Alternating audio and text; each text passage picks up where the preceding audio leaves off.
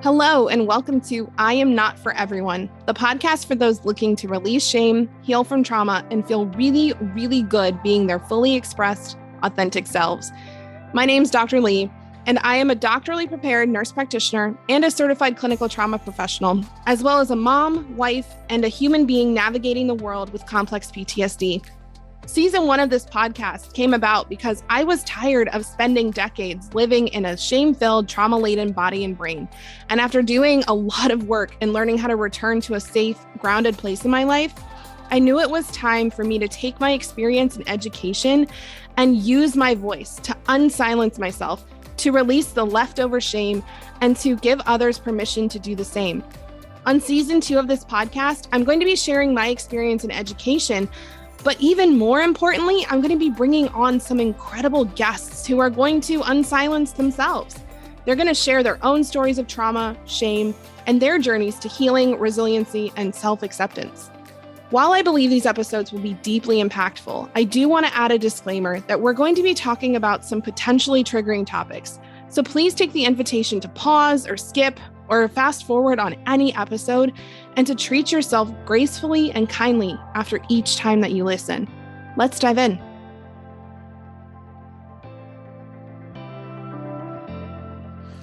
Hello, everybody. Welcome to this week's episode. I am so excited to have my new friend, Keri, whom Keri and I met about a month ago at an amazing retreat.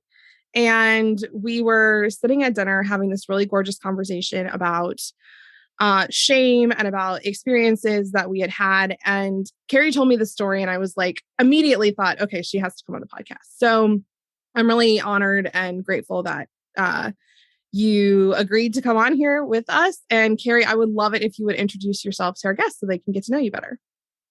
Well, hi, everyone. I am currently a professor of communication studies and an interdisciplinary first-year program at a small college in Iowa. And I just launched at the beginning of September an intuitive coaching business. It's at magicmorpho.com, magicmorpho.com. So go check it out if you want to learn a bit more. And I just really, just like with meeting Lee in Miami, I enjoy meeting and learning about others' life's experiences and how we have learned to adapt and evolve and how we find new ways to heal and reveal who we are in this world. I use the word excited a lot, but I legit mean it every time I use it. I'm so excited for you in this because just in the conversations that we had, I feel like this is you are meant to do this work in the world. And so I'm stoked to see who you get to impact and how you get to affect people. And so when we were at dinner, we were having a conversation. I don't even remember how we got into it, but we were having a conversation, and I might have been actually talking about my experience as a multiracial person and dating and generational experiences that had gone into that. And you shared an experience that really just gave me chills when we talked about it. So can you rehash that story for the listeners so that they can hear it too? Sure. Yeah. I think I gravitated to you a few times during the retreat because I just could sense your energy and value and everything you're doing. And I think we were just you were giving me advice on coaching, and I was just enjoying every minute of it. And we started talking about, what you do with the anti-shame. And then I felt like most of my shame triggers from the past were related to, dating or somehow feeling judgment for choices I'd make for who I was involved with or who I was attracted to or who I'd get. Most of the stories seemed to gravitate to that area. And the one we talked about in particular was one that happened when I was in college and I was living abroad for a summer job, and some really traumatic experience had happened in the room next door to mine. Some of the other people who were on the staff where I was also had committed a crime against a local woman. And it was really devastating and upsetting. And I had called my parents from, halfway across the world and was kind of talking about processing some of this and how several of us were traumatized by this experience. And they were asking me, are you having any fun there? Have you been doing anything enjoyable? Have you met people that you like? And it's like I knew I was kind of dipping my toe into a little bit of lava, but I did it anyway. I think I was still kind of the stubborn, I'm not going to be ashamed of this. I am who I am. And for some of the backdrop, I had gotten into arguments for years with my father in particular related to race issues and things that he would say and do that I didn't like, that I found upsetting. And, there had been some pretty extensive arguments where, mom saying, stop it, you two, and just quit doing that. And we just did not see eye to eye on that. And I just couldn't let some things go. So I would get into those arguments. And for some reason, I decided at that point, I don't know, it's because I was already very vulnerable because I was experiencing this other trauma. I said, yeah, there's this guy that, I've danced with a couple times. They have dances here on Saturday nights and he's really funny. And, that's been kind of fun to meet new people. And I don't even know how it came into the conversation. If I said it or if I was asked about it, that he was Black. And everything took a turn from there. And I don't know if I still to this day understand exactly some of the reasons my dad has the feelings he does. He's not a very open person. But I know that they came after he was drafted in the Vietnam War and some of the experiences he had while in the service. But anyway, everything blew up from there. And if I'm remembering the phone call, I believe at that point, when he asked for clarification that this man I was talking to or whatever was Black, he hung up. They were both on two different phones in the house, good old landlines then. And he hung up the phone where he was. And my mom was silent for a little bit and then said, your dad has never been more ashamed of you in his entire life. And she hung up the phone too. And I went spiraling into some kind of just shock. I mean, I think now learning from the experience, I experienced trauma and I think I didn't identify it as that because we, especially when you're young, you imagine trauma being very severe, significant violence or something like that. But it was definitely psychic violence for me. I felt ashamed, exactly as it was intended to make me feel. And I had a really hard time getting through the rest of that summer. I really didn't speak to him or anyone else really anymore. I kind of just really shut down and did my job. And then a year later, to the day, it was like an anniversary type thing. I had some kind of PTSD experience from it. And I was having, flashbacks to those feelings and I couldn't shut them off. And the shame was just like washing over me. And I tried to do various things to help me get through that. But I think I just was still trying to process a trauma that I had not fully processed. And that trauma was shame at, from the people who love you the most. Yeah. Thank you for sharing that. I know it's a really vulnerable story and I appreciate you being willing to let others hear this and experience this. And I know that I know, and for clarification, you're white. I'm a white passing multiracial woman. I have heard this from more white friends, this story, than I really, would ever wish to admit. And like, this is a thing, and when you told me this story, it resonated also because, and it goes to what you just said here is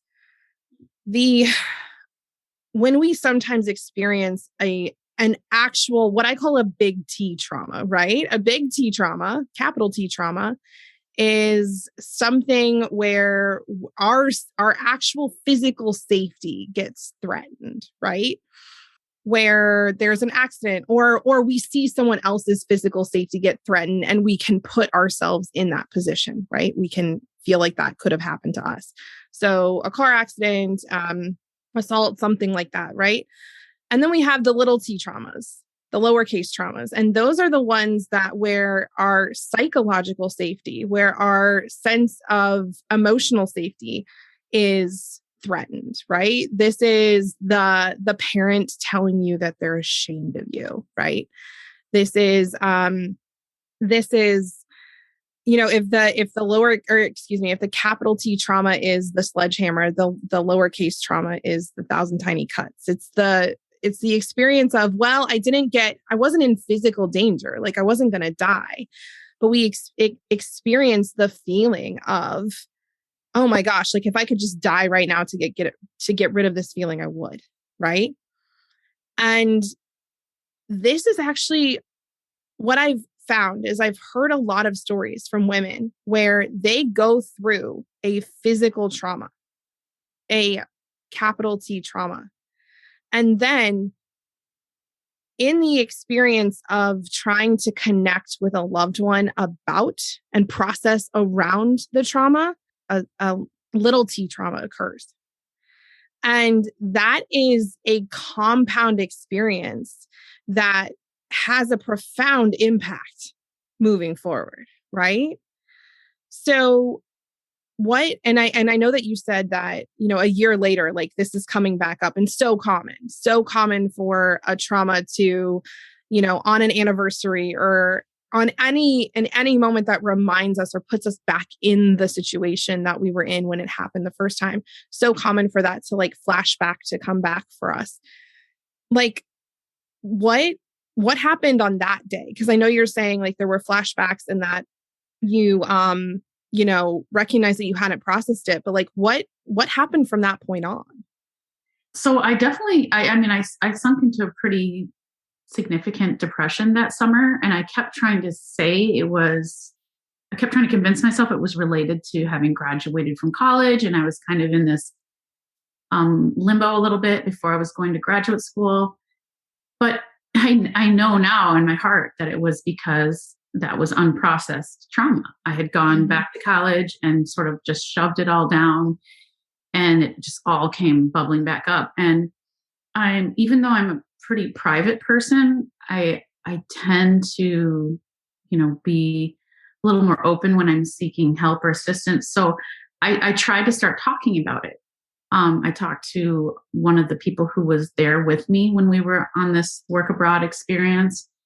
And, I think she was just completely disoriented, didn't know how to help me, tried to convince me that, because I kept saying, did something bad happen to me while I was there? And she's like, no, I don't know anything that, she's trying to just make me feel better.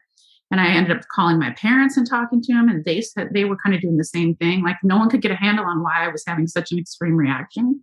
So they were like, did something happen with this guy? Is this why they started asking probing detailed questions about what was the nature of our relationship and stuff. And it never really even got far enough to be because of, this phone call and me kind of shutting down and everything. And so they were trying to find, and I ultimately shared the story with a guy I was dating at the time. And I came up with my own kind of self-healing ritual. I grew up in a small town in a family that still to this day does not utilize or go to therapy. So nothing like that was ever offered to me. The people we were working with didn't offer us that when this crime occurred. We just were kind of floundering out there trying to handle things, right? So I think as, self-healers do, we try to find things that will make us feel better. And I remember getting out my journal from that summer and tearing the pages up and burning them. Like I was somehow gonna, like release it, erase or release or. And I just was in a pretty bad place that whole summer. I could not get past it. And depression and anxiety were just profound. But ultimately, I moved to a different state than when I went to graduate school after that summer job was over. And the anxiety was still there. I was still using some coping mechanisms to deal with that, but kind of the crushing shame / depression, I think lifted a little bit from just getting engrossed in something new. And, that's a very common strategy we all can see in our past as well, distractions and things we do to, forget or move on or try to somehow cope. It's funny because I I've talked to people about it a few times over the years, because I do feel like that's one way of releasing shame, is like not keeping it buried as it's some secret I have to hold on to, but not very much. So actually, when it came up with you, it had been a long time since I had talked to anyone about that. And I realized, it's still triggering for me. Like, it hasn't totally gone away. Yeah. Yeah. And like, just witnessing you in that, right, is part of the healing process, part of the releasing of the shame and and when we say processing of the trauma, what that means is like literally moving it out of your body, right?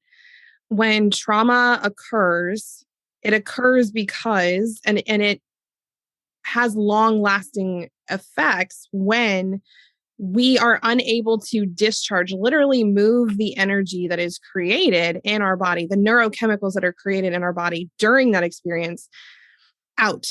And so talking about trauma and talking about the experiences that we have is a helpful way, a good starting way of moving trauma out of your body, because it requires movement. It requires voice. It requires breath. It requires sound. And so that can be super helpful.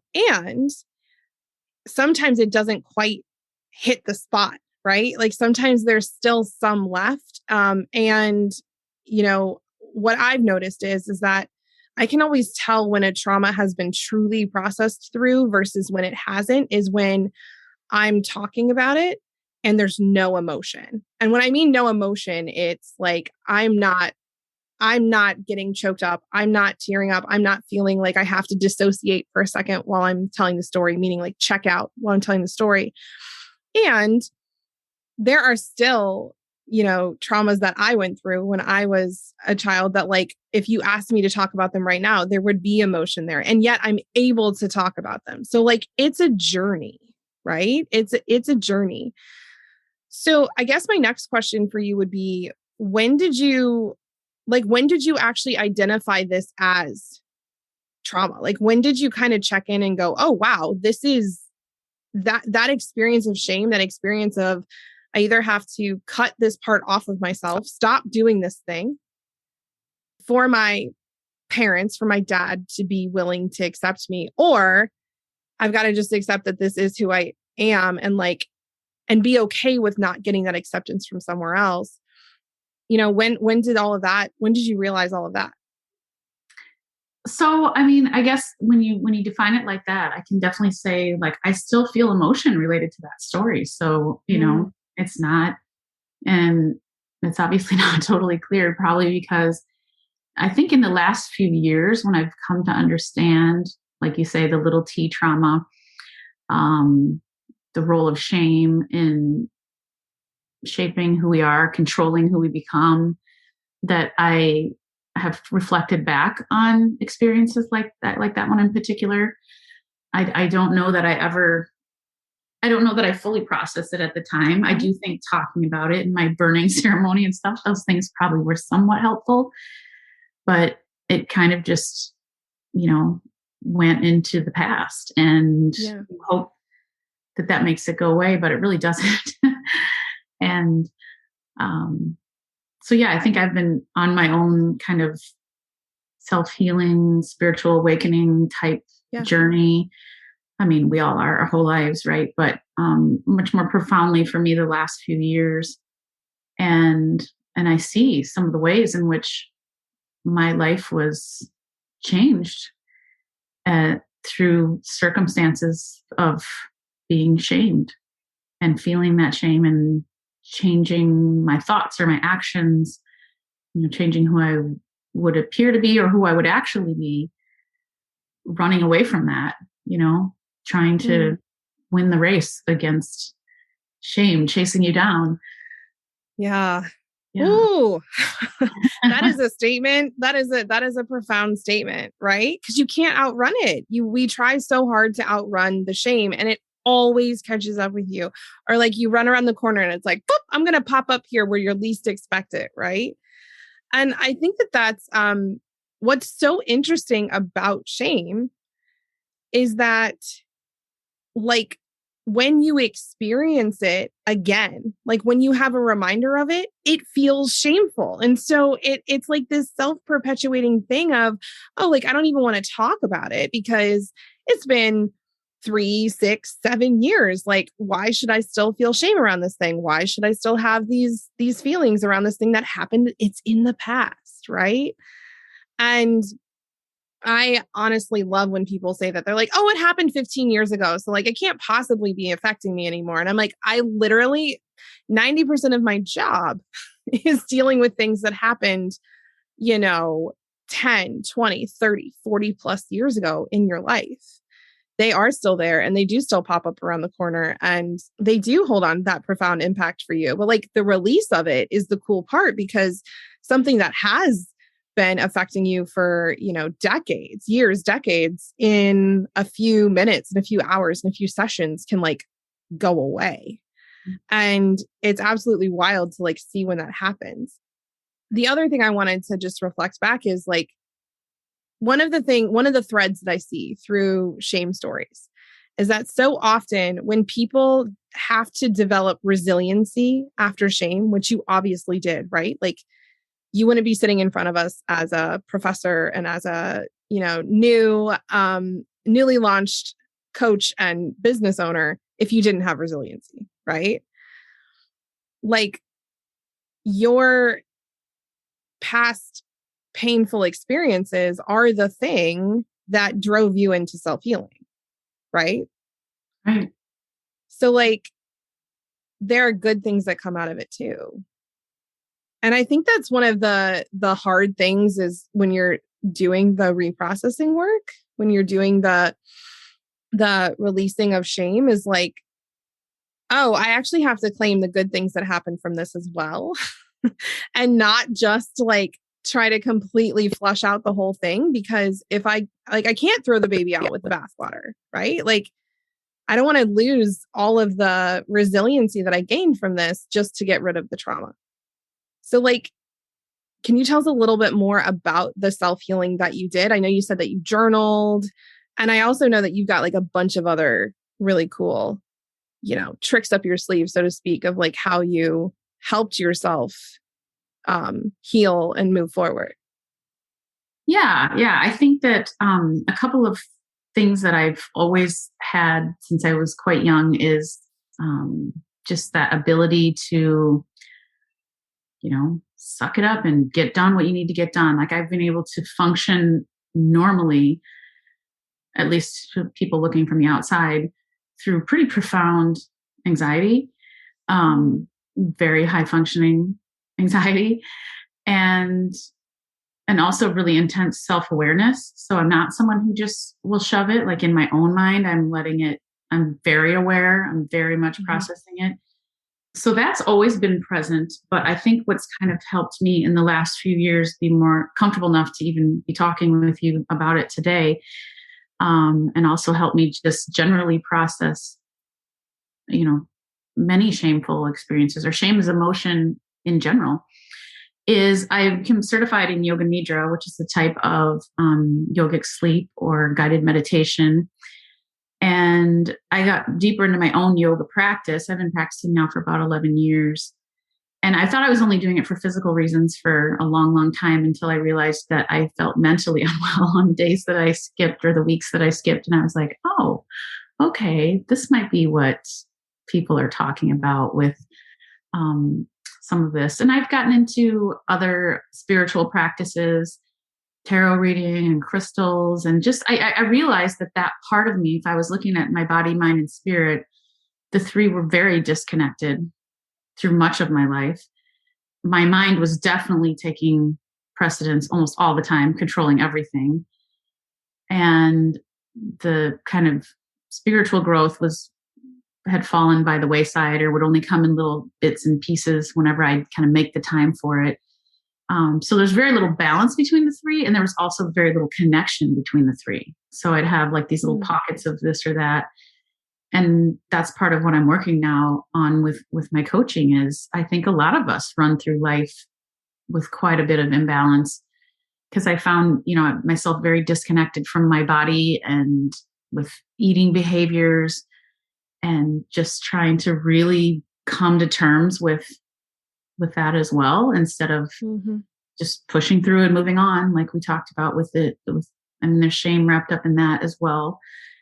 Lots of reading, so many books, retreats, trainings, online work, and just kind of letting myself be in my own head, in my own stillness.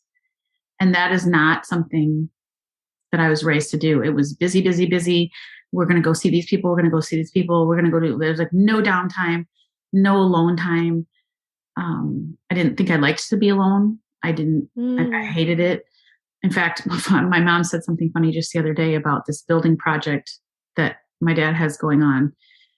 And she said, yeah, so that's been good. That's been a really good distraction for him. And I remember pausing and being like, distraction from what? Ooh. And she was like, just a distraction, something to do. And I was like, that explains everything. Like, you run your whole life distracting yourself from your life.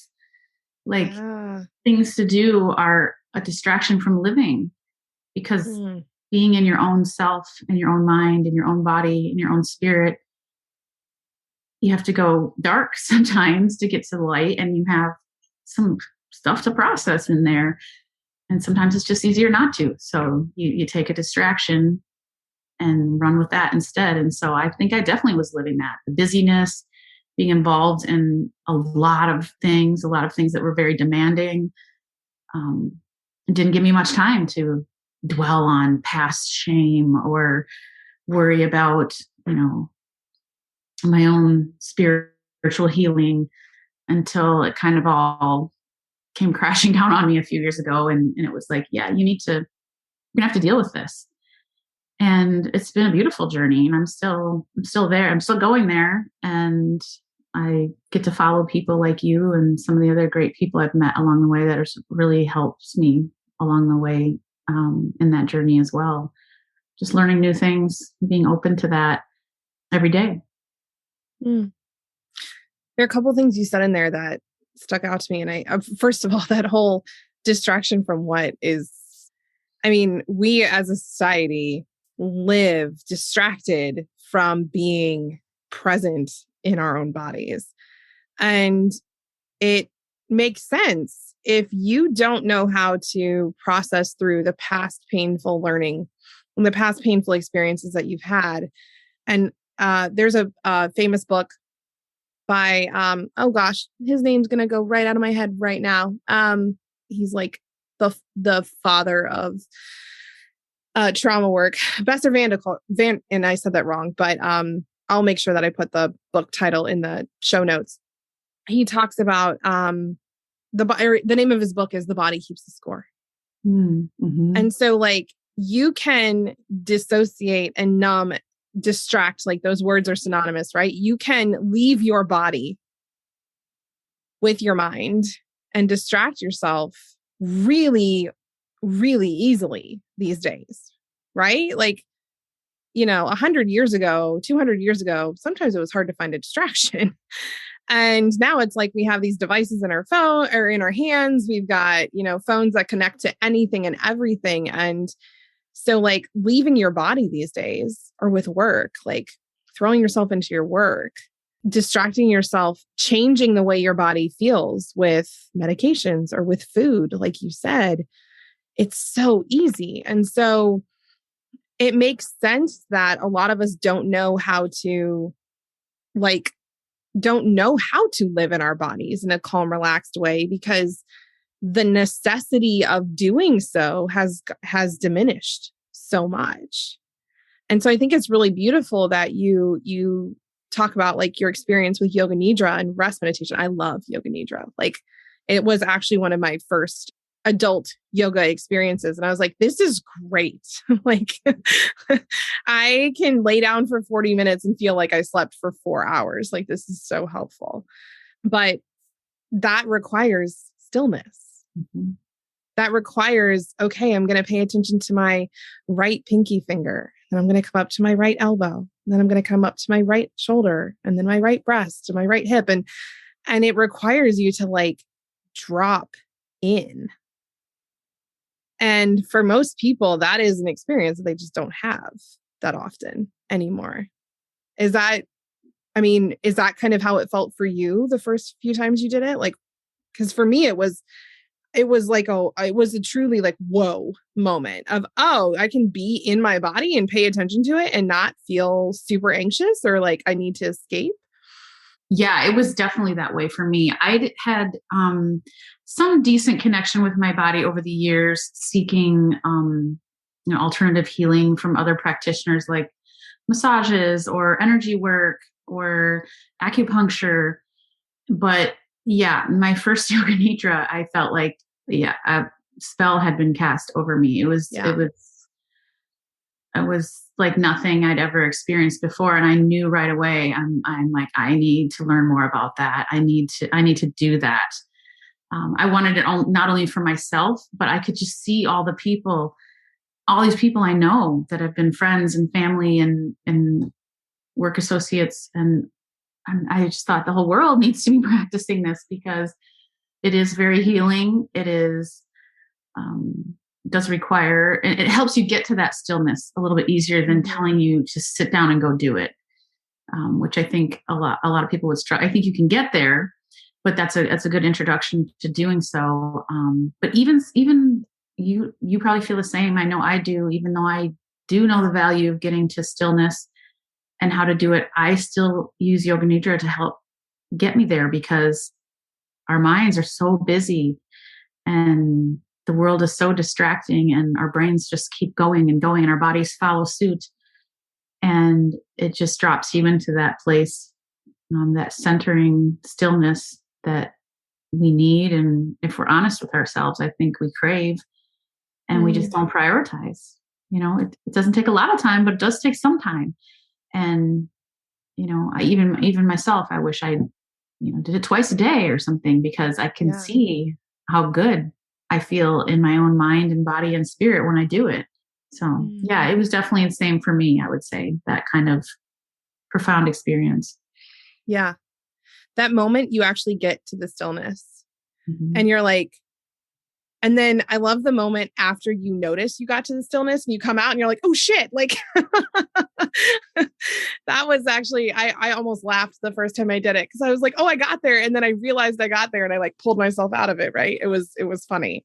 I think that this experience you're talking about, that stillness for me, there's other places I get it too, right? Like one of the places that I used to get it when I was working, 80-hour weeks. And, my kids were really little is like when I'd be holding my baby, like, and after they were done breastfeeding, right. Or after they were done eating and I'd like smell their head and I was like, boom, I'm there. Like I'm present. I'm in the moment. I am here. I am fully aware of everything that's like happening around me. And yet like I'm still and I'm calm.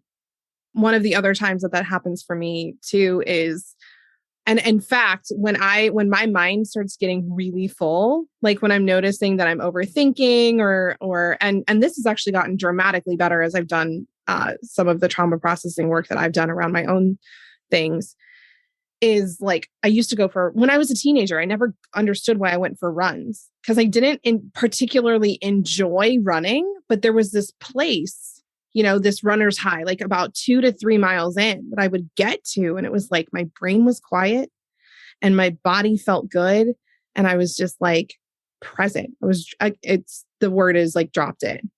And so there are many of you out there that actually might be using, other forms of exercise. Cause again, it's the discharge of energy. It's let me physically get the energy that is in the neurochemicals that are stuck that are causing my brain to like squirrel out and feel the need to get use distractions or get away from myself. Like, let me discharge this energy in a way that actually allows my mind to clear, that allows me to drop back into my body and be comfortable in it. And what I find so interesting is like, oftentimes we do things that are physically uncomfortable that end up bringing you the very comfort that you're desiring. Because it's hard to sit still for 40 minutes. It's hard to run for 4 miles. It's hard to go to the gym and like lift really heavy things, right? And yet that discomfort is what brings that like true stillness, that true presence.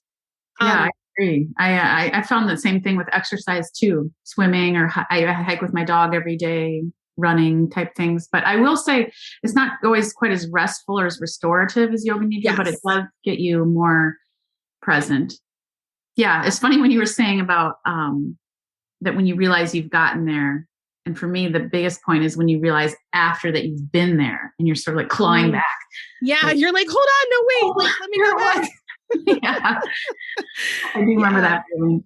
Yeah, I think you're right though. There's different types of like stillness. There's different types of presence, and I absolutely agree. The one is a discharge of energy in a way that like clears out, and the other is a discharge of energy in a way that like, or like a clearing that like actually restores.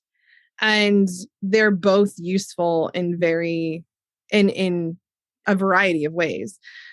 And I'm also reflecting back on something you said earlier that just kind of ties in here to this whole idea of like the running and the staying busy.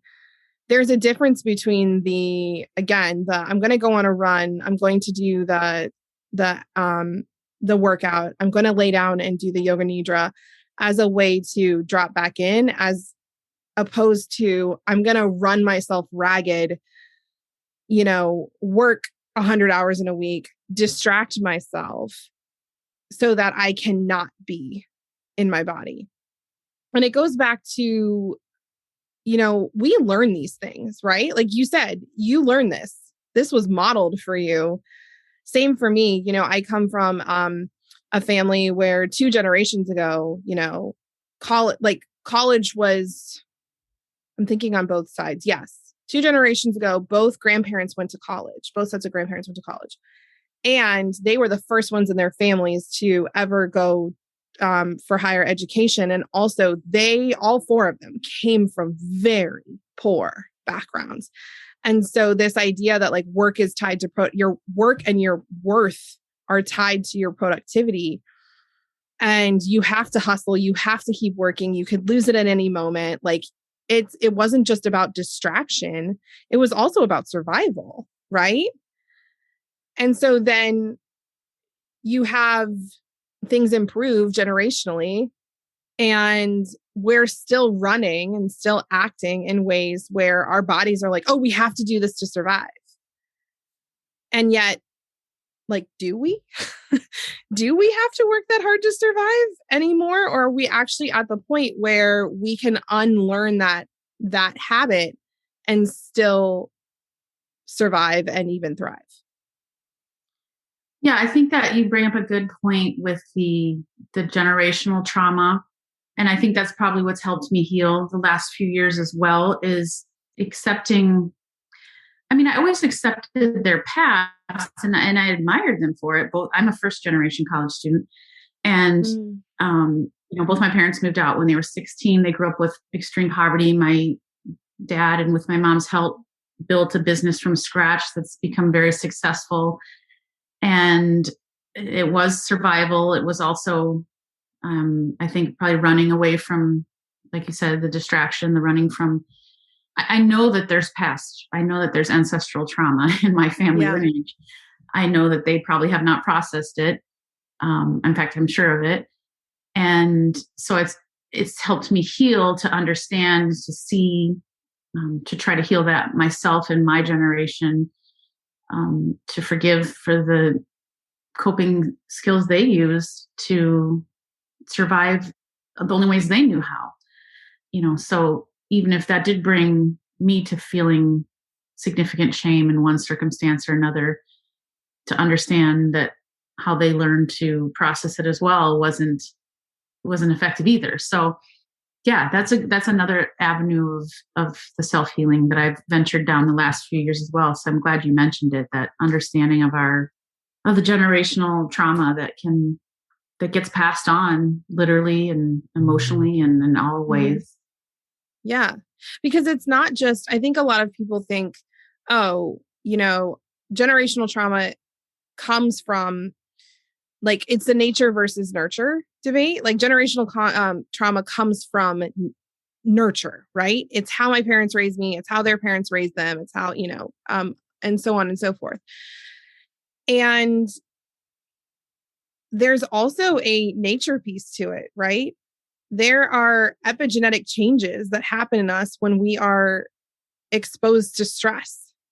And if those changes happen before we reproduce, then that actually affects, especially for women doubly, right? Because when a female child is born, they have all of their eggs that they're going to have. All of their potential babies are inside of them already, versus when men are born, they are continually remaking their potential progeny cells. And so like it passes on that way as well. And so even if your parents broke their generational trauma and healed and became resilient, that still passes on from a DNA level. And so you may still have some of these epigenetic changes, these traumatic changes that happened as a result of stress that your ancestors went through. And that affects how your body handles stress as well. So it's always been a both and for me, right? Like I can, and this was a profound part of my healing process and a lot of my clients, and it sounds like yours too. I can recognize that my parents obviously weren't trying to pass on, physical traumas through their DNA. Like nobody has control over that. Also, my parents did the best they could, right? My ancestors did the best that they could. Everyone is always doing the best that they could. And also, that doesn't negate the fact that what I went through, my experience, was traumatic. And I think being able to walk the line between those two and like vacillate between the two. I talked to another guest who, said, one day I'm pissed as hell and the next day I feel super forgiving and compassionate. And I'm allowed to vacillate between those. I think giving yourself that ability is really helpful, and giving yourself that like permission is really helpful of, I'm allowed to be pissed that these are the cards that I was dealt. And also I can feel really understanding and compassionate and forgiving and loving towards the people who dealt me those cards. Yeah, I think that's always a work in progress, definitely. Right? Oh yeah. But it's good. It's good to have that validated. I think, a lot of people could see value in that. It is okay, because there's shame in that too, of criticizing, Mm-hmm. Honor thy father and mother, and criticizing them, especially when they came from the means they did. And like you said, did the best they could, feels shameful. Like I shouldn't be passing judgment. And they gave me a great life and a lot of good things. And getting to accept that it's okay to appreciate and love and admire all those things, but also feel like this was my reality sometimes too. Yes. Is still a challenge for me. Honestly, I have to give myself that permission. Yeah. Through journaling or talking with someone. Yeah, it's hard to just give it to yourself. It is really hard to give it to yourself. And I think, working with clients, one of the things I'll always hear is they'll preface anything that they're going to say about somebody who they love, who's hurt them, as they're a really good person. And I'm like, I absolutely believe that. I honestly believe that every human on the planet is a good person, and good people are capable of causing horrific harm, right? Right. It reminded me of another story related to, so earlier before this incident with my dad, and when I was abroad, we had all these arguments and fights and stuff. And one time, like maybe a year or two before this, I went to see the movie Schindler's List. And I was in like a very sudden, extreme depression almost immediately for several days. I couldn't stop crying for 3 or 4 days. I just kept crying and crying and crying. And finally, my mom kind of was like, what is going on with you? Are you still upset about this?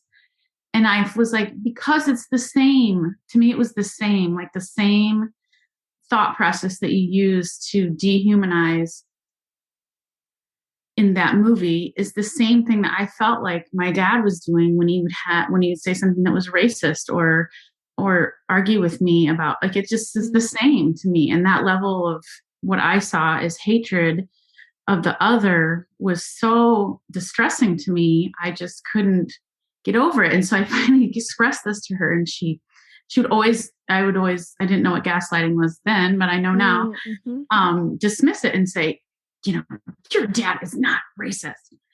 And did you know at a McDonald's, a Black woman collapsed and everyone just stood around and stared at her. And the only one who approached her to see if she was okay was your dad. And so then I was as all that mixed shame, guilt emotions too. Like, well, yeah, clearly he is a good person. He goes and helps someone who's collapsed and is having a medical emergency. But yet I hear him say all these things. And it was just, as a person who's going through their own growing into adulthood, I was a teenager through all of this.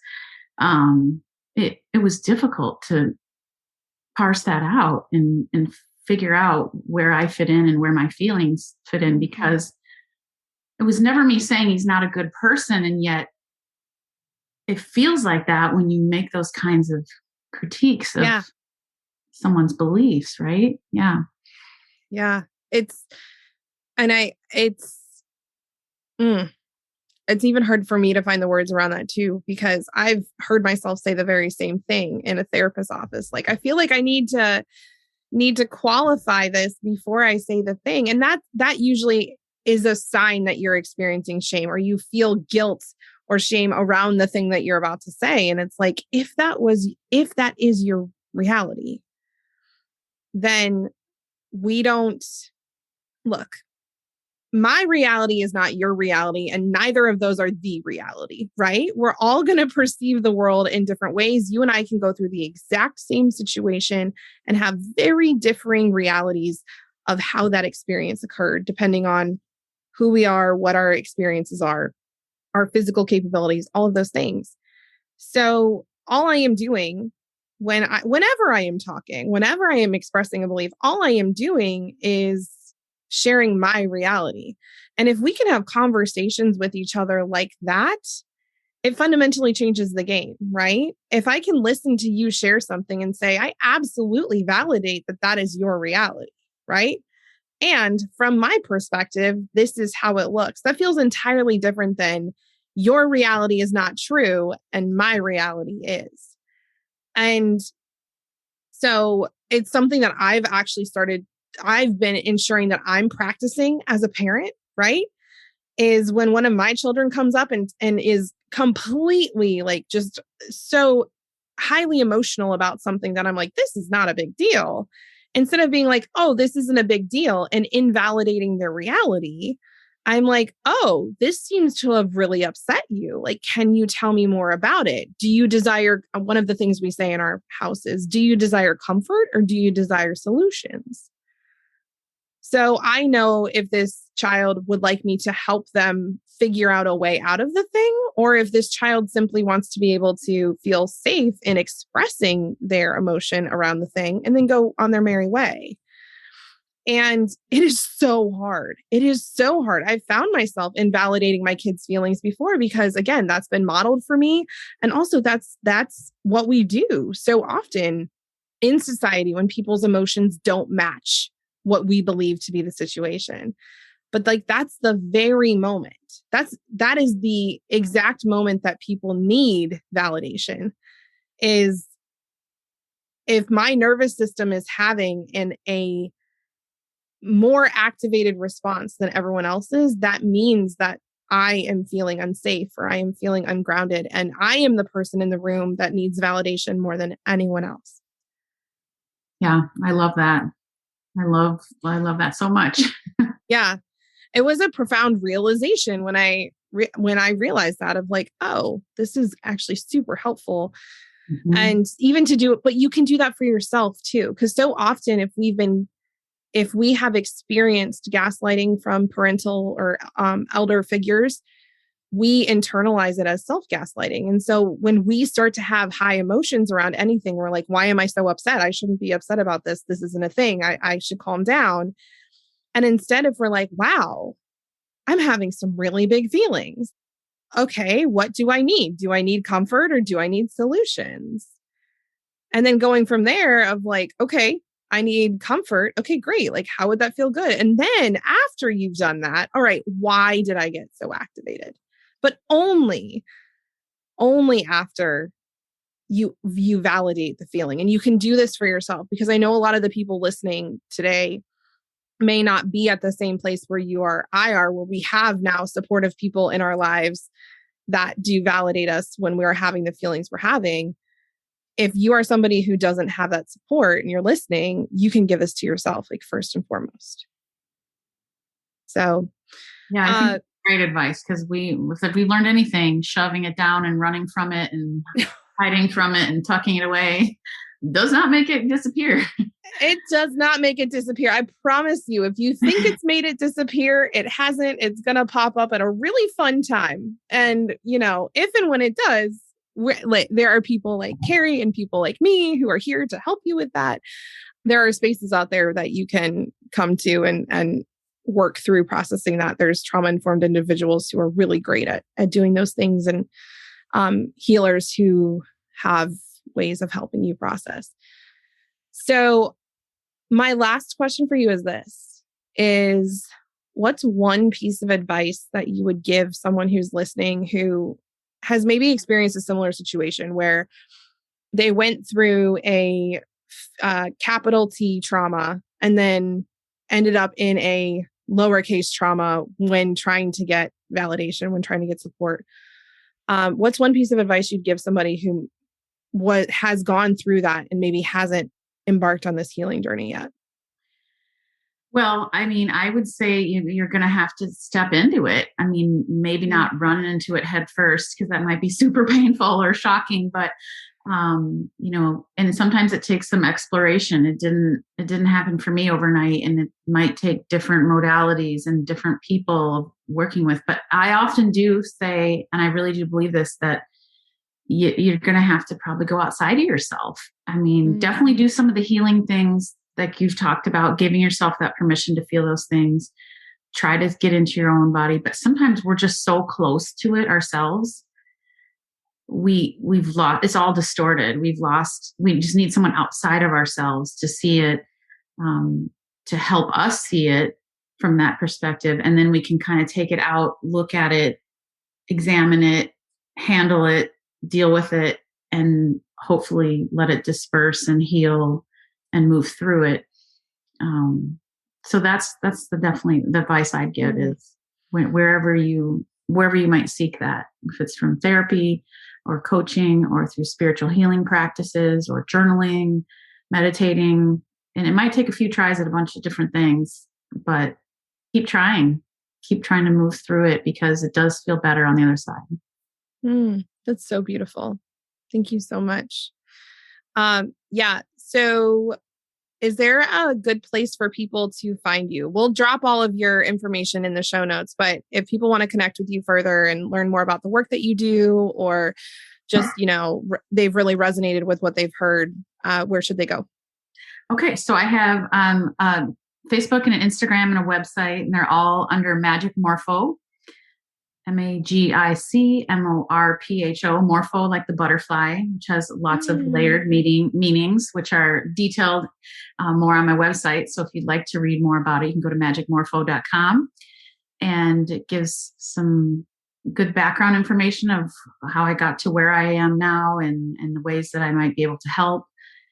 And yeah, so check out magicmorpho.com, or follow me on Facebook or Instagram. Shoot me a message. Those would all be appreciated and great ways to reach out. So I look forward to meeting anyone who might be interested. And thank you so much for what you do. I really admire it and I love it. And you're healing the world, and I'm here for it. Oh, thank you so much. I received that. It's my pleasure. And yeah, thank you again for coming on. Everyone, we will see you next week.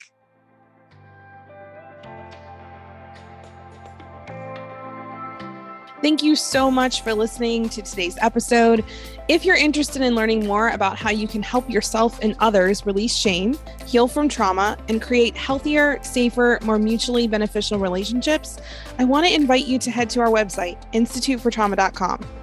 At institutefortrauma.com, you'll find free resources, be able to connect to our free online community, and view our courses and trainings, including our foundational trauma-informed, psychologically safe certification, aka the TRIP certification. Head to institutefortrauma.com today to learn more.